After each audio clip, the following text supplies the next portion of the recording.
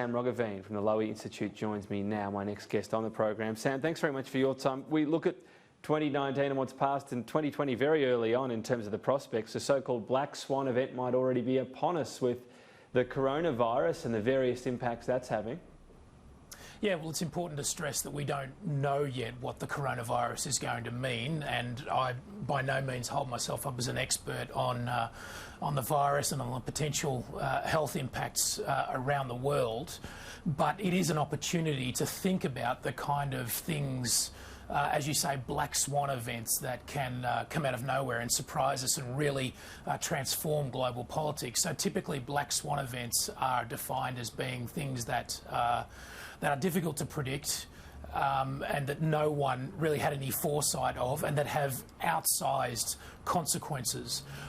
The other thing that black swan events have in common is that in retrospect people tend to see them as being predictable, and they sort of retrospectively take the view that they saw them coming, but of course at the time we don't.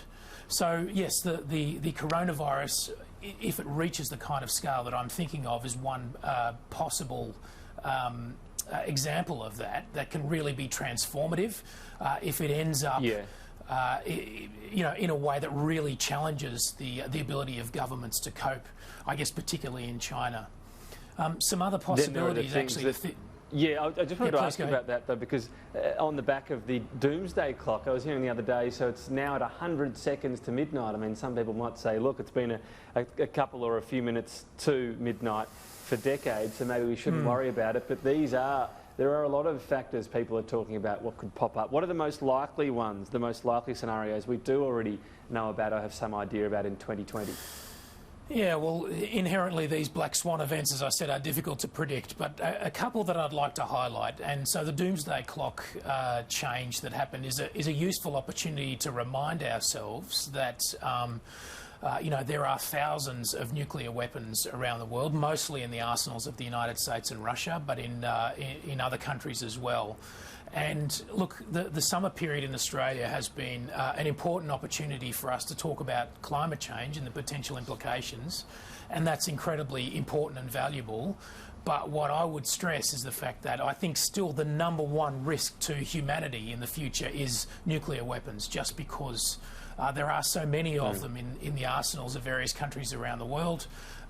And the potential for use is just so immediately disastrous. So North Korea is, of course, the direction as well, Sam, of Iran and that deal breaking down. North Korea, the hope there that there might be a breakthrough has slipped as well. So I guess it's the trend in those areas. Yeah, so Iran's not going to be a danger point, I think, in this coming year, simply because Iran doesn't have nuclear weapons yet. And even with, the most intensive effort possible, I think it's very unlikely that Iran could have a nuclear weapon this year. North Korea, on the other hand, already has nuclear weapons. And we shouldn't forget about the possibility of a crisis across the Taiwan Strait. So, and that one would potentially involve the two superpowers of the 21st century, the United States and China, and that would be the most disastrous scenario, simply because both of them have, the United States in particular, has a very large arsenal of nuclear weapons, and because both of them are great powers, the potential there that even though neither side wants a conflict, that you end up stumbling into a conflict that has that potentially has nuclear weapons at the end of it. That's something I think we should never forget. As for Australia mapping its way in the world and foreign policy conundrum, for us in 2020, it seems as though the US and China tension builds every year, and perhaps there's more pressure for us to go closer to picking a side, if not quite doing it. Is that something to keep an eye on again in 2020, in an election year too, for the US? Yes, absolutely. But I think as far as Australia is concerned, my starting point for thinking about the kind of year Australia is going to have in its foreign policy in 2020 is to look first at what happened in 2019. So we had an election, and we had a survey come out at the end of 2019, the Australian Election Survey, which showed that trust in politics in Australia is at all-time lows. And we have also, I think, added to that a sort of generational shift over the last 20 years, if not even more, away from our two major parties. So we entered 2020 at a time when both sides of politics are at really unprecedented lows in terms of the public trust and the public esteem in which they are held. So that is not the kind of environment in which governments can make really bold or far-reaching policy, I think, in any realm, including in foreign policy.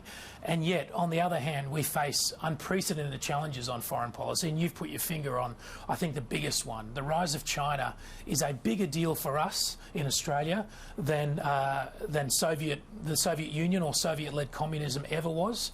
And yet, I think, in political terms, we're in a far weaker position today than we were when the Cold War began.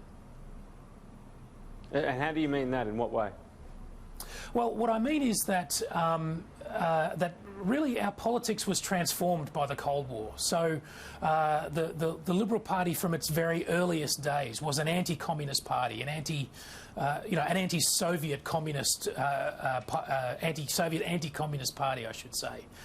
And then the Labor Party followed along later. So the Labor Party had really 2 decades of internal friction, an internal split on the question of communism.